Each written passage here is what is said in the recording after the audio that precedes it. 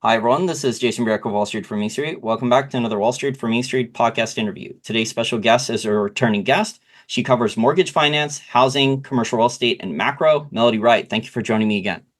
Thank you so much for having me. So, Melody, we're recording this interview on Friday, July 12th, 2024.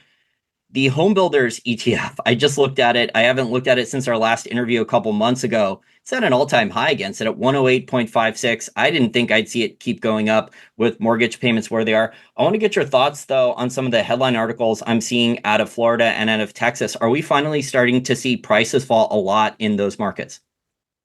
We are, but I'd like to take the home builder for a second. What's very shocking about that, of course, is that we just had new home sales come out markedly lower and way lower than they were this time last year, as well as lower to their 25-year average. This is when they should be performing well. Additionally, what we saw new home prices come in lower than existing homes. That has only happened twice in history. Once in June of 2005 and June of 2021. Both of those times we will recall as very bubblicious. And so it is very interesting that you see new home sales coming in looking like this in the season when they should be looking fantastic, and yet you see the stock price is just soaring to all-time highs. And so I think that is indicative of where we are right now, that this isn't about fundamentals, this is about narrative. Are the home builders still buying back points on the mortgages? Absolutely. And Zelman reports, as well as you can look at Lennar, when they did their last earnings release, they published the average amount of incentives they were doing per loan. And in places like Florida, it was $80,000, Texas, $50,000, huge amounts of incentives. And if you are a reader of Ivy Zelman, as I am, she does the home builder survey. Her home builder survey for June said that they actually, escalated those in June because they had to when those May sales came out.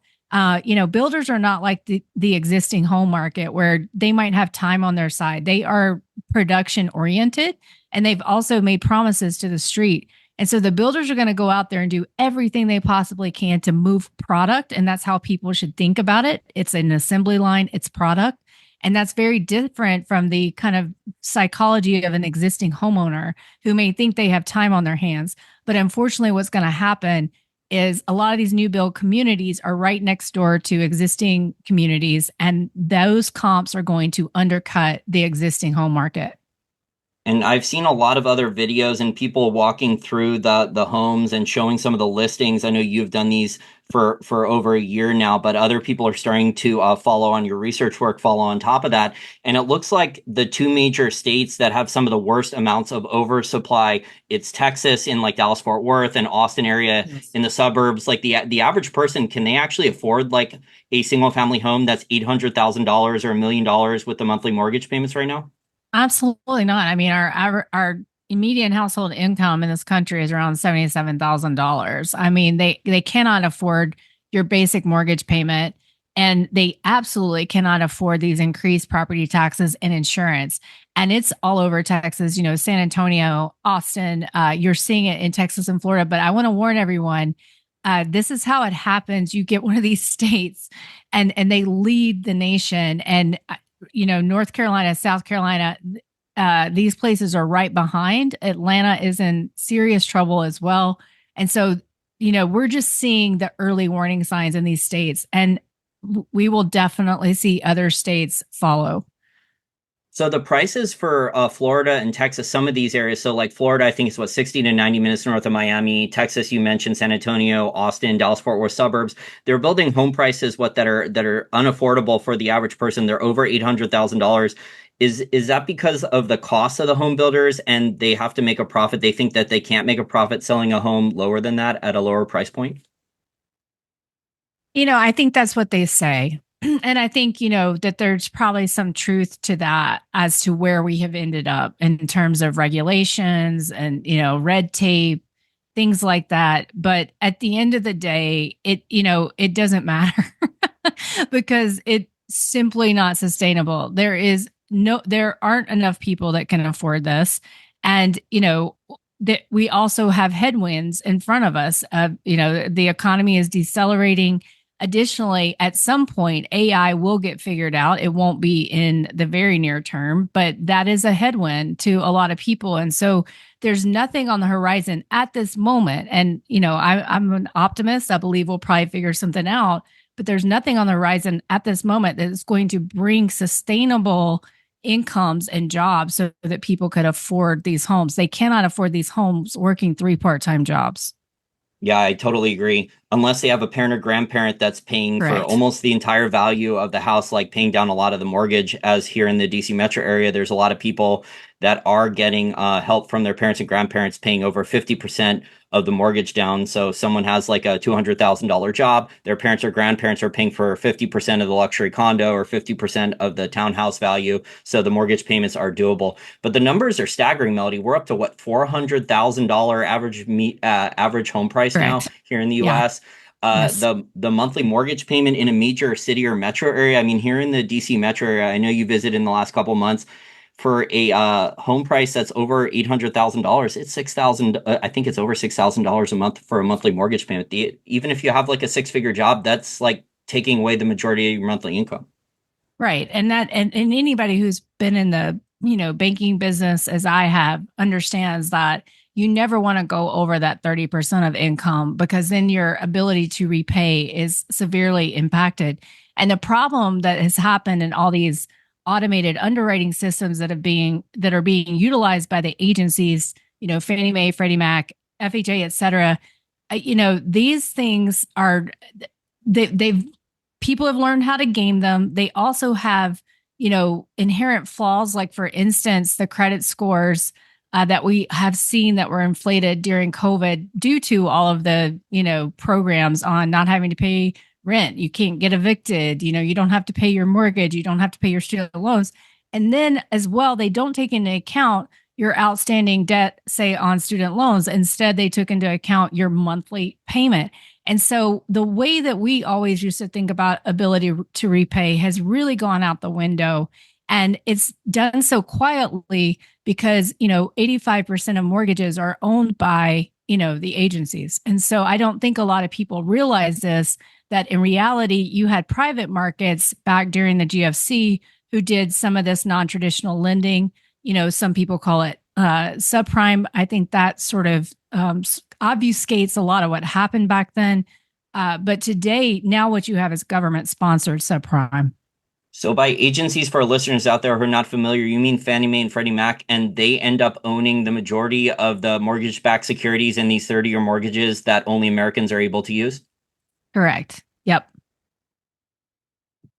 And it looks like what Fannie Mae and Freddie Mac, I know you did an excellent interview with Adam Taggart in the last couple of months. They're starting to get into home equity loans now too. Yeah, so the Freddie Mac just got a preliminary approval on its closed-end second lien program with certain guardrails. That is for someone who was in the industry previously during that very tumultuous time. It's very distressing to see that anybody would even consider approving a program like this, because what most people don't understand is that, the whole entire mortgage market is really propped up by the secondary market or capital markets and what people, these securitizations and things out there. And just because it's the government doesn't mean that they don't get addicted the same way that the private actors did to that. The fees that you get, the gain on sale you get when you package up these mortgages and sell off those mortgage box securities. And so what's happening is that because of a lot of the lending has shifted from the banks because of things like the Basel III requirements, the risk weighting on mortgage assets. And so actually non-banks make up the majority of mortgage lending at this time. And so they don't have access to deposits. And so they need capital. And the only way they're going to be able to participate in this market for home equities is if the GSEs or Fannie Mae or Freddie Mac get involved and they can deliver these to the agencies. And that's the non-banks. That's the only way they'll be able to play in this space. But what's going to happen is going to be it's opening up a product that is already in use and mainly typically done through the banks to probably more relaxed standards. And so more people are going to qualify. But that all being said, I believe that the people that would need it the most at this point probably will not be able to qualify. And so I don't believe this program is going to have a massive impact in the way that it's set up today, but it is still just kind of disconcerting for someone who, we sold our second liens for 10 cents on the dollar back in 2010, if that gives you any indication. And I think this goes back to the fundamental understanding about the last crisis. Sure, it was a subprime that kind of started the fire, but in reality, your foreclosure crisis was on the backs of your prime borrower who lost their job or they had increased property taxes and insurance. Well, that was in the real economy, right? But then Wall Street went absolutely bonkers creating these derivatives with the mortgage-backed securities, Sure. collateralized mortgage Right. obligations, collateralized loan obligations. So, I Right. mean, what even PhD rocket scientists didn't know what all the stuff that was chopped up inside of the mortgage-backed securities. I actually interviewed a hedge fund manager a week or so ago. She said that in these bond funds, so people think they own like a treasury bond fund, but the Wall Street like derivatives machine that makes like these toxic derivative sausage, they actually have stuck 25% of some of these bond index funds, they have mortgage-backed securities making up 25% of the holdings. It was shocking when I heard that. Oh yeah. I mean, nothing has changed. That's what everybody needs to understand. Some of the players changed or they moved back instead of being in the forefront, they're two steps behind the forefront.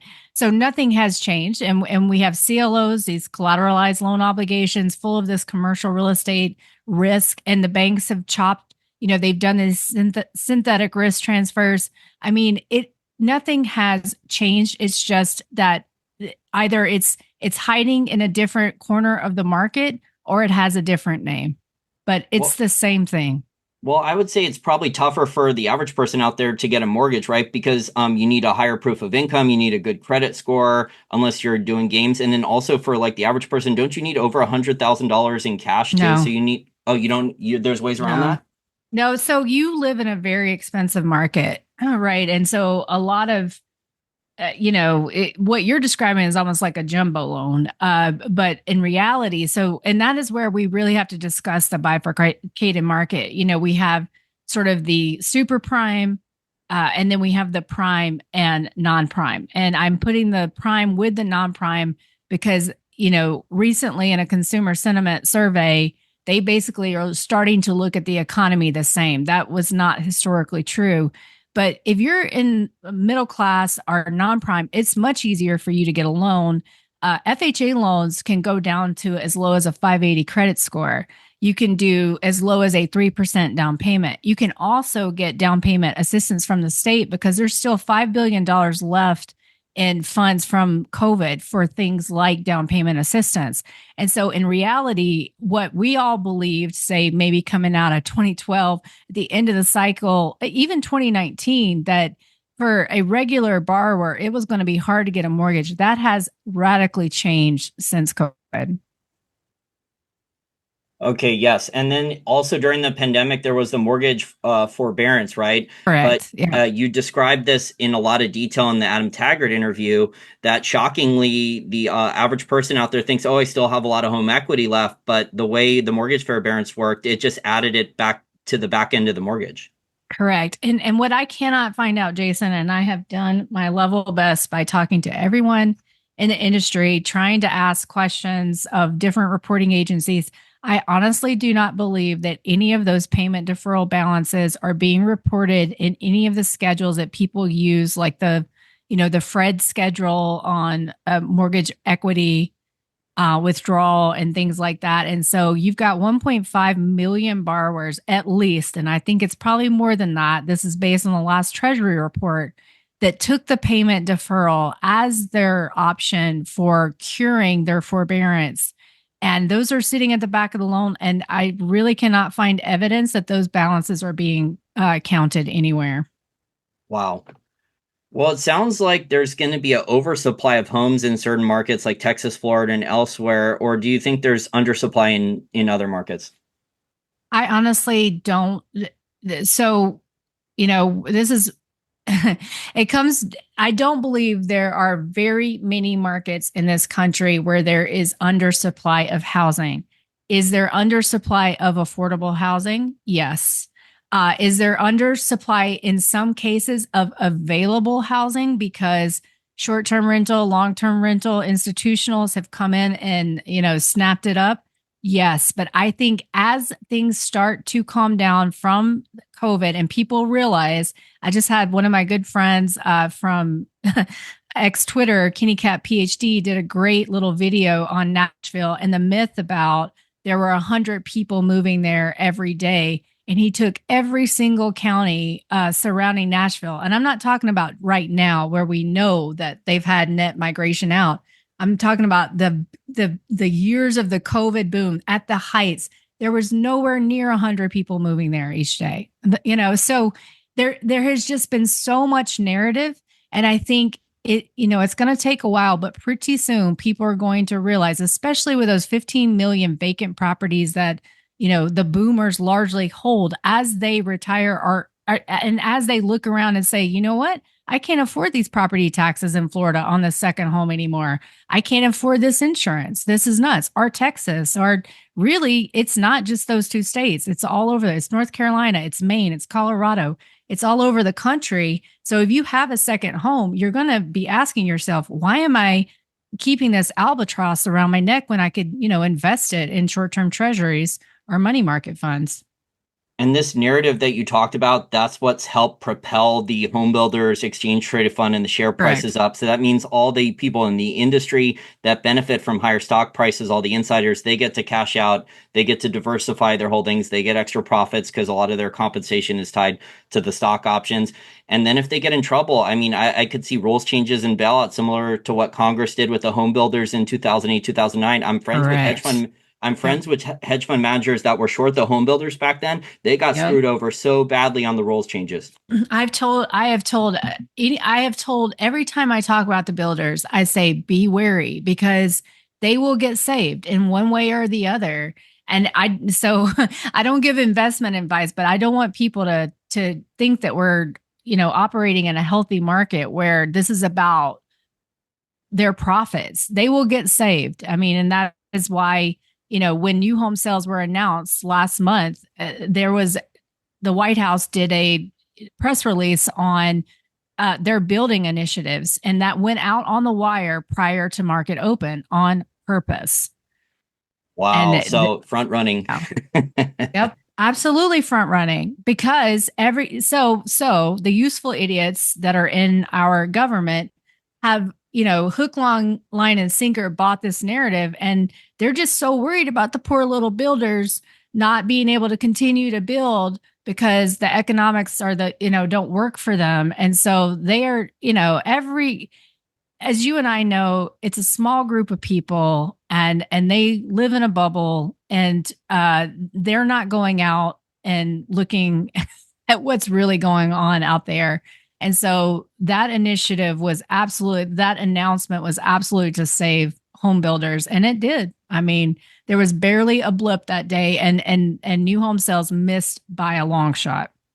Wasn't Senator Christopher Dodd from Connecticut or Delaware? Didn't he get like a subsidized jumbo mortgage from Bank of America or Countrywide, one of those guys, like prior to the 2008 financial crisis? So like people are like, oh, why was he voting for bank bailouts? And it's like, well, they were giving him like a subsidized $5 or $10 million mortgage on his mansion. Right. Right. Absolutely. And why don't we go around and do a survey of Congress and see how many of them have short-term rentals or long-term rentals? Well, a lot of them own banks. A lot of them own shares in bank stocks. I mean, like Maxine Waters owned a community bank that got a secret bailout during the 2008 financial crisis, and the Federal Reserve Bank wasn't supposed to bail out little banks like that. Mm-hmm. But then you got what Lennar's talking about, building what $200,000 homes. Maybe that's the next government jobs program. Their affordable housing is Lennar gets to charge the taxpayer to build out these cheaper houses. 100%. And I've been probably saying that for more than a year. Started talking this time last year I think even before this time last year, about the pivot to affordable housing. And that's absolutely what they're doing. And they will be at In fact, Lennar, there's a nice little picture of the president there with Jerome Powell, probably from 2 months ago, where they all went to Washington, the builders. And so, I think that they're absolutely going to be standing there waiting for the government coffers to open. But what I think many people don't understand is that the embedded fraud of what's happened over the past 4 years is going to act like a tidal wave. And so, no matter what government program is out there, they are not going to, I mean, we are going to see corrections, and largely because of the fraud in the system. And prices in Texas and Florida, what they're already down 20%. I think you've been posting some screenshots off of Zillow. So they're already seeing in some markets in Texas and Florida, prices are already down 20% in 12 months. Yeah, I don't have it's different depending on where you are, but absolutely double digit price declines. And to me, what's even more interesting is then in my last M3 market update that I did on YouTube, I went through several cities, over 30 cities, where you had month over month price declines, and a ton of cities with year over year price declines. So this is, the housing market takes a very long time to turn, as well as all of our data is delayed, in addition to being, badly managed, questionable, and not comprehensive. And so this happened to me back when I was in the GFC. We had no real understanding of what was happening in the housing market because of those delays. And you're seeing something similar now. And so, something like the Case-Shiller is never going to tell you when things are turning. You need to be looking at other indications out there. And what you can see is that I've put together this kind of 25-year home price arc and sales arc showing what should be happening in the season, what's happened historically. And we're tracking around the 2008 levels. And I actually think it's going to get worse from here in August, in terms of just looking at home sales, combined total sales.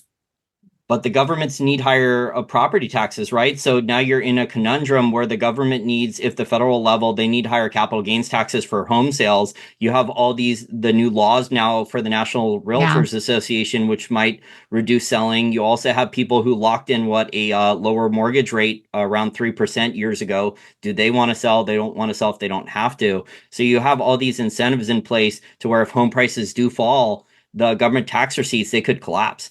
Well, they're going to collapse. And the cure for high prices is always high prices. Even so, that's the thing with these counties. I believe that, we've had a lot of all cash purchases, which means that these properties are not on bank balance sheets. The banks, are the non-banks who service them, are responsible for cutting the grass, fixing any sort of code violation, winterizing the properties.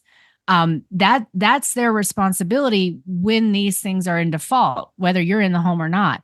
But where these homes were bought with all cash, you don't have that same kind of entity out there protecting the property. That's going to be on the county. And that's going to become way too expensive very, very quickly. I honestly believe you're probably going to see more of what just happened with what the FDIC is doing, holding assets on books because it can't get rid of them. These multifamily in New York, you're going to see counties and perhaps even Fannie Mae, Freddie Mac taking those properties off counties' hands because they're going to be overwhelmed and they're not. I did a video in Austin where you already see an abandoned new build community that becomes the county's problem. Well, those apartment buildings in New York City, you mentioned that First Signature Bank and then New York Community Bank bought the assets because the FDIC had to sell them. Now the FDIC is stuck with tens of billions of them. Those are rent controlled, though. So in a free market, correct. I mean, like the person who owns the property, they'd be able to invest in the building and upgrade it so they could charge a higher rent. But with rent control, you can't do that. Especially since that 2019 legislation. So that's why they're holding them. That's correct. Do you think then the future of people for younger adults, do you think it's like neo-serfdom or neo-feudalism where there's a permanent renter class where people my age or younger are not going to be able to afford even like a couple $100,000 home? They're going to have to rent for most of our adult life. That is my reason to be, Jason, is so that doesn't happen. That is why, I come on shows like yours why I'm doing what I'm doing because that is not the future I want for our children. And I want to make sure that doesn't happen. But that is certainly, what I've been saying recently is that it feels very hopeless when you look at our political landscape. But if you think about the fact that consumption is 70% of GDP, then we can vote with our dollars and the decisions that we make. And if we can be more thoughtful there, we can course correct. And, and I know that seems to many people idealistic, but it's not it's just about taking small steps each day to get out of debt slavery so that you can achieve that home. And it could mean making some sacrifices for sure, but it's going to be worth it in the end because the thing about debt slavery is that it takes away all of your choices. So for instance, let's say you want to stop doing your corporate job and you want to go teach. Well, you're not going to be able to do something like that if you're in debt. And so it completely the people that are out there doom spending don't understand that each time they take that vacation on the credit card, they're actually just putting another link in the chain of their shackles. And it's crushing. Those high interest rates on credit cards, it's going to be the death of many families. And that's really what concerns me the most. The free market, the private sector is starting to build out with these prefab homes that are like $30,000. Yeah, you can get one at Home Depot. Yep. Yeah, Yes. I know. I've seen some video. I've watched some short little videos on it. They're so small. They're interesting though. I mean, I don't know if I'd want to live in one of those, but it looks like Ken McElroy's talking about how Yes. he goes to these conferences, how people are going to chop up normal size houses and families are going to be 2 or 3 families are going to be living in what one family used to live in. I think that they're overblowing all of that, Jason. I believe that people are thinking that way because they don't realize how much inventory is really out there and how much vacancy is really out there. And before we do all of that, we're going to have to do something about all these RVs I've seen all over the country. They're not being sold. I mean, there are just lots full of them everywhere. And so I'm waiting for that play, just like the builders. I'm waiting for, one of these big RV companies to come out and say that they're going to provide these RVs as housing. But I just think all of that is hysteria. And it's because nobody's really looking at what's happening, the reality, and it's the hysteria over inventory. These are not the solutions to this problem. Well, yeah, if we had more free market forces and prices were allowed to fall instead of a new government program to help the home builders out, or so that the state and local governments, the counties or municipalities didn't have their property taxes collapse. Because if you speak to some of these politicians and bureaucrats at the county level, the municipal level, they seem like their solution to a lot of their budget problems is, oh, we'll just keep raising property taxes. That seems to be the narrative if you speak to them. Yeah, and they're going to find, that's what I was saying, high prices are the cure for high prices. They're going to find out pretty soon that's not going to work out for them. I mean, people are already, these are cycles. And so I believe we're absolutely going to see out migration from Florida. We'll probably see in migration one more time in our lifetimes. But, people will leave, and that's what's happening. And, this is the doom loop they talk about in commercial real estate. But these places they're going to be, I mean, already Colorado, Denver has had to, because of their immigration issues there, cut back on services. I mean, you're going to see a lot of municipalities in serious trouble. And, the commercial real estate, people think that it's bad, but they have no idea how bad it really is. Oh, yeah, I agree. I was actually going to ask you that for the remainder of the interview. I was going to ask you if you think that the commercial real estate bubble is way, way worse than what you've been talking about in public for the last couple of years for residential real estate in the United States. Well, and so what I'll say is it is way worse immediate in the near term. And so I think that, I think that commercial and residential always go hand in hand. A lot of this residential building was on the backs of promises of the Apple headquarters in Raleigh, for instance, the new Intel chip plant, the semiconductor plants down in Arizona. I mean, you had all of these projects, all of these, commercial projects that they were building residential. So these two things are linked. And anybody that does, people that don't see that really don't understand the business. But commercial in the near term is going to be way worse than what we're going to see in residential in the near term. But in the longer term, residential is going to be hit hard. Whether it's as hard as commercial, it's, that doesn't really matter to me. But no one yet, like when you go to these cities, and I've done, tours of all these downtowns, all these vacant buildings. I recommend people looking at my Dallas tour because it is just unbelievable. They're building towers right now, and they have towers that are empty. And no one is yet talking about, we have 30 buildings here, really way more than that. And maybe we have enough people or enough industry for 3. No one's having conversations about what you're going to do with the other 27. Right now, it's just it's a trade. But these are real cities. And if you don't solve, the industry or what's being produced there, or, the fact that there aren't jobs there, then, this isn't about just trading at a certain amount. I mean, at some point, the bulldozers are going to have to come out. And people are going to have to rationalize this. And it's so much more than what happened during COVID. We overbuilt because, building brought fees. Why rehab this old building? Let's go build a new one. And that's what you see in places like Dallas, for instance. So we have way overbuilt, way more than we would have even needed had COVID not happened. And then you take on top of that, if AI will make a difference. It's not at what everybody thinks it is. But when we do start to see those types of job reductions, we aren't going to need to be in these cities, in these towers. There's no reason for this, but no one's even talking about that yet. They just think this is some sort of, reaction from work from home. Do you blame the Federal Reserve Bank for around 15 years of zero interest rate policy creating this teardown boom? Because I've had conversations with real estate developers in the past, and they used to brag about how easy it was to go borrow money or raise investor capital to go buy old houses here in the DC metro area in neighborhoods where the land is valuable, knock down the old house that was built after World War II and go and build a McMansion with artificially cheap debt, or go and knock down what a 1-floor strip mall and go and build what a mixed-use building that had a couple floors of restaurants and retail and then luxury condos. So do you think that this is because of artificially cheap interest rates that we have an oversupply?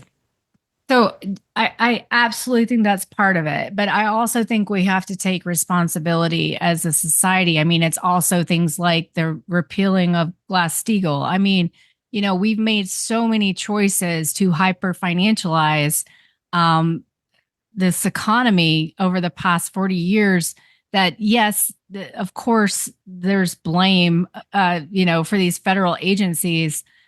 But in reality, though, we have to take some responsibility because we voted for all of this. Oh, I didn't vote for the bank bailouts. Those things were. But why didn't we? But we did, because if we weren't marching in the streets, we let it happen. I mean, that's the thing. It's like we all got upset. There was a little scuffle at Wall Street. What was the name of that movement? I can't even remember now. Occupy Wall Street. Occupy Wall. Thank you. For a little while, a bunch of younger kids, but the rest of us just let it happen. We didn't stand up. We didn't call our Congress people. We didn't say these people have to go to jail. We basically, Jason, to your point, we took the cheap money and we just kept going. And so yes, I absolutely, I mean, I can't stand ZERP. I can't stand these policies. But at the same time, I also have to take responsibility that I wasn't calling my congressperson and saying, this is not acceptable.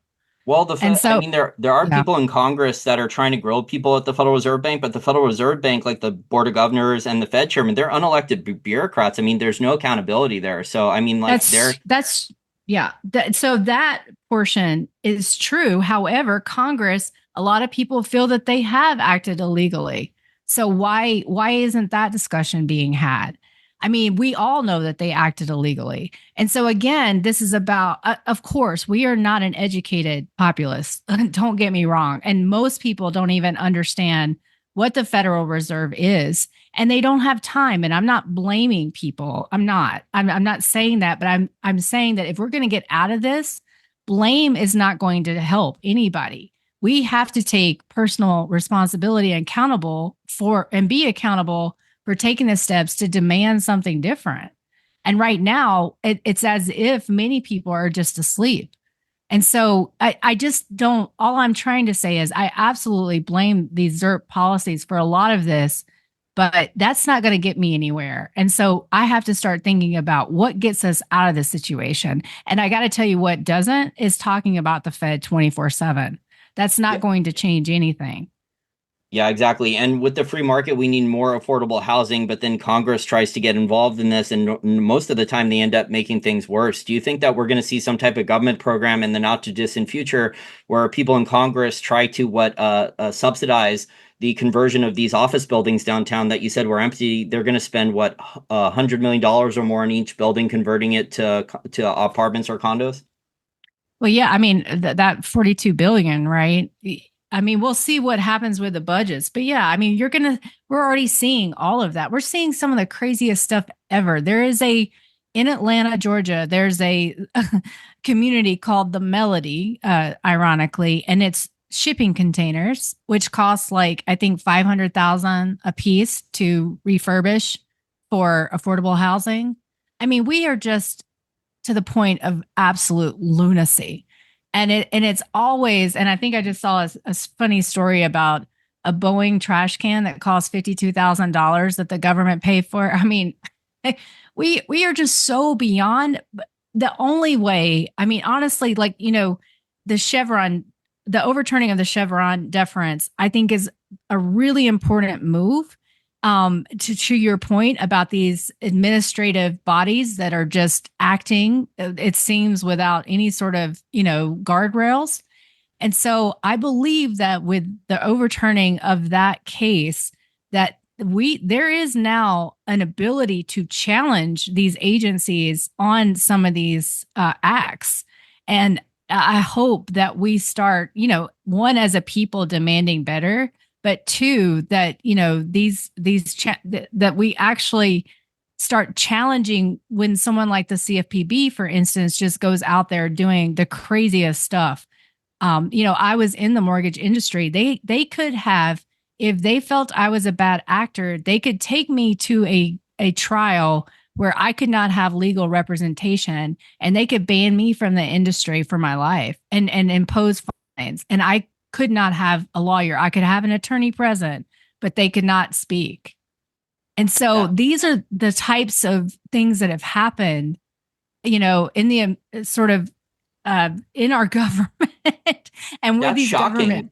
That sounds like the Soviet Union or the Chinese Communist Party, you getting blacklisted for publicly criticizing the party.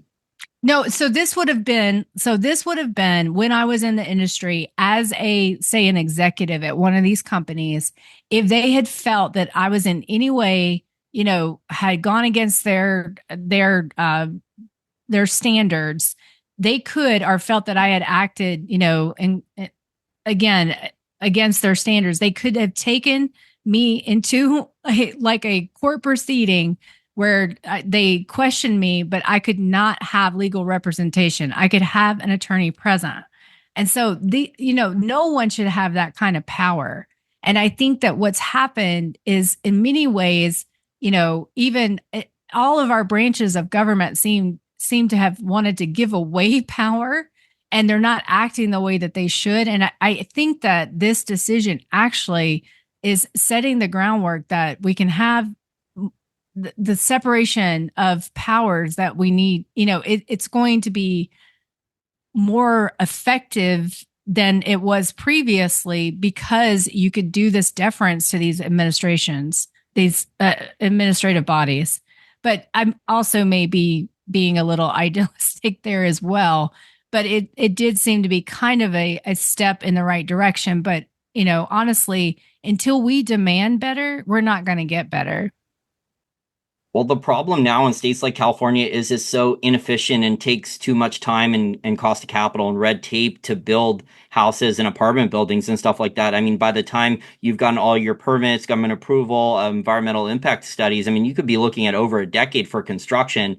That's a Uh, lot of time for a project. Adds Yeah, a lot of I cost too. mean, I don't know why. I mean, I have clients right now that are that they were had a lot of multifamily, over hundreds of doors in California, and they're all getting out. I mean, this is financial repression. I mean, this is not sustainable. Like this is you cannot make money being a landlord in California unless you're bribing somebody probably.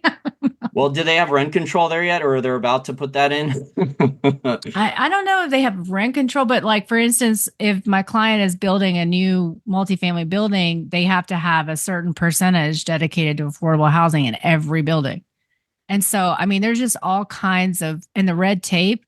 And also my client a gun has been pulled out on them. They can't do anything about it from a tenant. I mean, things have just gotten completely out of control.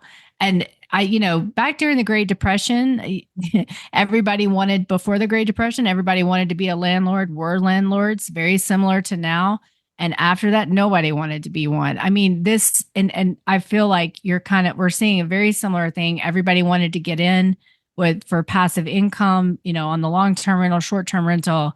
But with these increased costs, as well as this increased red tape, and, you've got all kinds of stories, like in Atlanta, for instance, about squatters, and you have a lot of institutional ownership there, which I guarantee, those in Atlanta, they're probably going to be net sellers very soon. They're already net sellers down in San Antonio, for instance. But yeah, it's just untenable to be a landlord. So a lot of people talk about private money, coming in and buying up homes as all this dry powder, but nobody's going to buy something that doesn't pencil, that doesn't have a return on investment. Now they'll get back involved when the government grift is there and they say, you can get this grant to do this, that, and the other. But, so that's where I think it becomes important that we do our best to make sure that doesn't happen, because it truly is, all of this government spending and housing is a big contributor to why it's so unaffordable. And the consumer, as you said earlier, it looks like they're tapped out, at least a lot of American consumers, other than what the top 10% that's benefited from higher stock prices, higher home prices. They have $5 million or more in short-term U.S. Treasury T-bills, earning 5%, quote unquote, risk-free. The rest of us, we're getting squeezed with stagflation, shrinkflation, higher taxes. So if our landlord tries to raise the rents a lot, I mean, we're looking at maybe other options, either moving or finding lower rent. So you can't keep raising Absolutely. the rent on a consumer who's already tapped out and they're using credit card debt and their savings are being rapidly spent through. Exactly. And each day things are kind of shutting down. Like, I don't know if you saw the Chase announcement about how you can no longer pay your buy now, pay later with your Chase credit card. And so I think, we're starting to see the clampdown on some of these loose standards. And unfortunately, what that means is a lot of people that were relying on that are not going to be able to do so anymore. So again, the cure for high prices is high prices. The consumer is tapped out. And when they hit that, limit, that credit limit on their credit card, then, all bets are off. And to wrap up here, I mean, I think during the State of the Union, Biden mentioned at least once or twice rent control at a Yeah. nationwide level. So that kind of scares me, because then you're going to have similar problems to New York City, where the landlord who owns the building can't raise rent, can't make investments into property, plant, and equipment to upgrade the building or the apartment, or even maintain it properly if you can't raise rents. Yeah, and that's what's happened as well, Jason. I get really angry when talking about New York because, I was there recently, spent a lot of time. I lived there for 7 years. There is so much vacancy there. And yet to talk about a low vacancy in New York of like 1.4%, you walk around the city, I mean, it's deserted. But what's happening is all those folks that own those rent controlled apartments that can't raise the rent and then they can't make the improvements, they're just holding them off market. Oh, so you're saying that the government statistics say that the vacancy rate is only 1.4%, but you're saying that you went and visited and that boots on the ground is nowhere near that number? It is far higher. I mean, I spent several days there walking the city, and like I said, I lived there for 7 years. I had not seen the city that deserted since 9/11. Like this, like just the city, like in Central Park, all down near the tunnels. I could not believe my eyes. Down near the one world, sorry, the Freedom Tower or One Trade World Trade Center. It was eerie, and I mean, I've been traveling there since I was 12 years old, but this was the first time since COVID I really spent a lot of time just walking all over the city. And I think that's why most people don't realize it, because when you live in the city, you live in your neighborhood and that's what you think is your life. When you visit the city, you go to certain landmarks, or if you're like me, you're going there for work, you go to one office, you get in the cab, you go to the office, you maybe go to a restaurant, and then you go back to the airport. But when I spent time there, it was absolutely astonishing how deserted that place was. And there's tons of office buildings that are empty too, but I saw a documentary on 60 Minutes, an excellent one 9 months ago. I think it's hundreds of millions of dollars per office building. So to convert one office building into like luxury condos or apartments, it's hundreds of millions of dollars per building. Super, super expensive. Absolutely. And then they're not actually structurally set up for that. So most of the restrooms are in the center of the floors. I mean, it just doesn't make a lot of sense. Well, if the government's going to print the money, I mean, I guess like there's going to be home builders that are going to take those government contracts. They will take them, but I think this is where I differ from many, is that I think there is so much embedded fraud, and you're starting to see it come out, because what happens in those fraud situations is those investors walk away. You never see them again. And there is just so much of it. I just don't believe we're going to be able to print ourselves out of this crisis. Oh yeah, I agree. Home prices should we for younger adults, I mean, who don't want to rent, the home prices have to fall because I don't see incomes rising a lot for most of us. So it's just not going to work. The math doesn't work for younger adults my age or younger to own their own homes. Great, but I hope we can change that. Well, we'll see. Maybe I'm jaded because I've lived in the DC metro area for almost 25 years and I know how corrupt everything is. And I see like Mhm. kind of like how hypocritical most of the people who live Yes. here and make a lot of money are. So like I've literally seen green energy and ESG lobbyists go on TV and talk up like Green New Deal and green energy stuff, and then they're around town here driving like $150,000 Ferraris, and they gave their adult children in law school like $120,000 Range Rover. That's not a hybrid. Yeah, we should all really be, thinking through these narratives and what we're hearing from our leaders, and looking at, what they're actually doing versus what they're saying. And I totally agree with you. And I think that's, it's unfortunate. I worked for a former senator who ran for president. I know that scene very well. And, that's why I think it's really important. If you feel like you can't get involved nationally, you should do it locally and at least start there, because, we do have agency and our voice does matter. And, this learned helplessness that I think a lot of us have caught as a disease, nothing's going to change until we demand the change. And I know that a lot of people are going to feel angry about that or frustrated about that and feel like they can't do anything. But I promise you, if you feel like you can't do something, nationally, you can do something locally. I just recently did an interview with a young woman down in St. Petersburg. In her community, she has been the force that has caused 23 homes to come to market that were illegal short-term rentals. And she's very young and she's done this all on her own. And so I would just say that, it's not hopeless, and do the thing that you can do to make a difference. And we all have that thing. And I think, Jason, that's what you're doing when you do this show. And that's what I'm doing through my Substack and my YouTube. One of the best real estate experts out there, Melody Wright. Thank you so much for your time. I was actually going to have you plug your Substack, but you just mentioned it. I'll attach a link to your Twitter or X handle and also your Substack. Did you say that you're doing real estate market updates on your YouTube channel now? Yeah, and so actually I'm doing two different series on my YouTube. One is kind of the M3 market update, and that's just where I talk about all the data and drivers and all the, information we're getting out there. And I also track 80 markets every week in terms of inventory, sales, that kind of thing.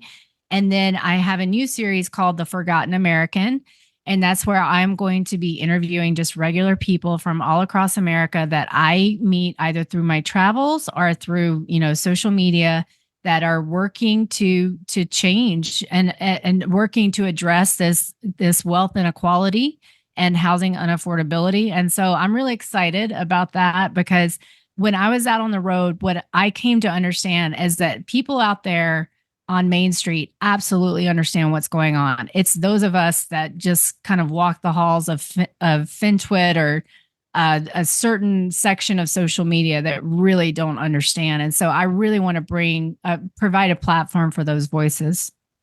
Yeah, I totally agree. If you just look at the home builders index or the government economic data, things look pretty good. Exactly. Yep. Rosy, rosy. Well, and that's good for the government tax receipts, this asset price inflation via the Cantillon effect. I mean, that hurts most of us on Main Street, though. Yes, absolutely.